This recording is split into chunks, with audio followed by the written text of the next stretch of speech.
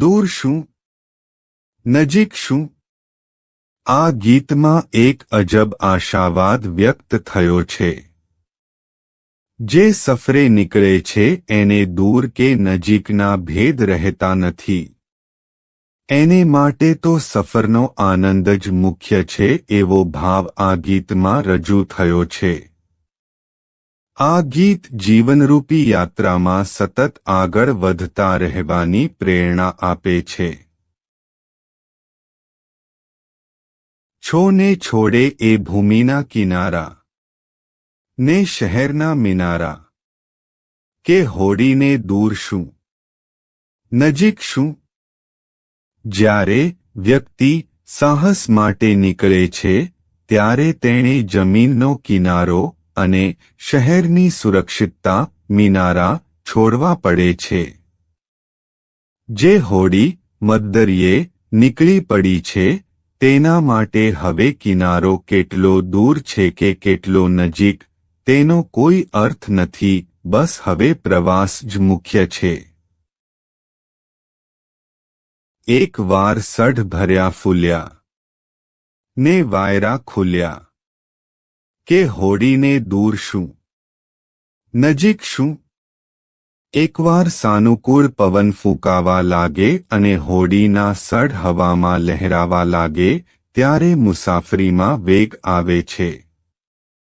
આમ ભાગ્યનો સાથ મળતા મક્કમ નિર્ધાર સાથે નીકળેલા પ્રવાસી માટે અંતરનું મહત્વ ઘટી જાય છે. સામે આભના તે આગળા ખુલે, ને પંથ નવા ઝૂલે, કે હોડીને દૂર શું, નજીક શું? જેમ જેમ આપણે આગળ વધીએ છીએ તેમ નવા અવકાશ અને નવી ક્ષિતિજો આભના આગળા ખુલતા જાય છે.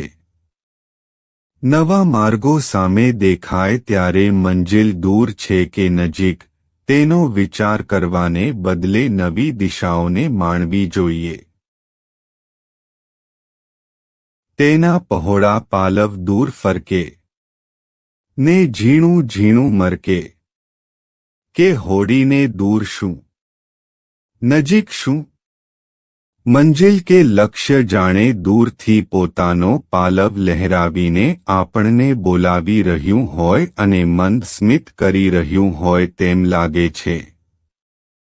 આ આશા મુસાફરને અંતરની ચિંતા કરવા દીધા વગર આગળ વધારે છે. કૂદી કૂદી દે તારલાને તાલી, સંત મતવાલી, કે હોડીને દૂર શું, નજીક શું? મુસાફરીમાં એટલો આનંદ અને ઉત્સાહ છે કે જાણે લહેરો આકાશના તારાઓને તાલી દઈને હસતી હોય એવું લાગે છે. પ્રાકૃતિક તત્વો પણ સફરના આનંદની ઉજાણી કરી રહ્યા હોય અને જ્યારે મન પણ આટલું મસ્ત હોય ત્યારે મંજિલની દૂરી ભૂલાઈ જાય છે. કદી ઝંઝાને વીજણે રમંતી, તૂફાને ભમંતી, કે હોડીને દૂર શું, નજીક શું?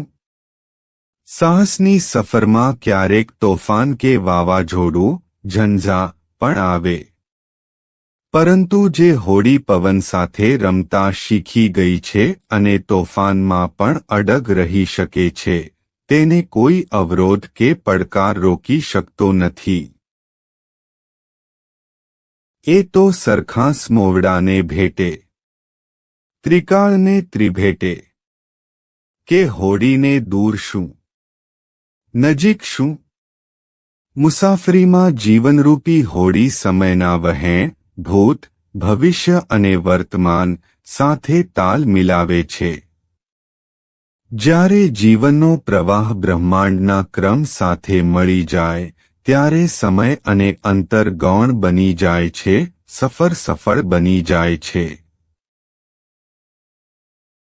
આજ બીજકલા દેખીને ઉપડી, પૂનમ એની ઢુકડી, કે હોડીને દૂર શું, નજીક શું? આજે ભલે ચંદ્રની નાની બીજની કળા દેખાતી હોય, શરૂઆત નાની હોય પણ શ્રદ્ધા એવી છે કે પૂનમનો સંપૂર્ણ પ્રકાશ હવે નજીક જ છે. શરૂઆત કરનાર જાણે છે કે પૂર્ણતા ચોક્કસ મળશે તથા સફરનો અનુભવ મુખ્ય છે. એણે ધ્રુવનું નિશાન ભલું તાક્યું, બાકી ન કાંઈ રાખ્યું. કે હોડીને દૂર શું, નજીક શું? નાવિકે સ્થિર એવા ધ્રુવના તારા પર પોતાની નજર સ્થિર કરી છે. જ્યારે આપણું લક્ષ્ય સ્પષ્ટ હોય, લક્ષ્ય તરફ આપણી એકાગ્રતા હોય ત્યારે બીજું કંઈ જ જોવાની જરૂર રહેતી નથી. છોને છોડે એ શહેરના મિનારા ને ભૂમિના કિનારા. કે હોડીને દૂર શું, નજીક શું? અંતમાં કાવ્ય ફરી એ જ વાત દોહરાવે છે કે સાચા પ્રવાસીએ ભૂતકાળ કે સુરક્ષિત કિનારાનો મોહ છોડવો જ પડે છે. એકવાર નીકળ્યા પછી પાછળ વળીને જોવાનું હોતું નથી.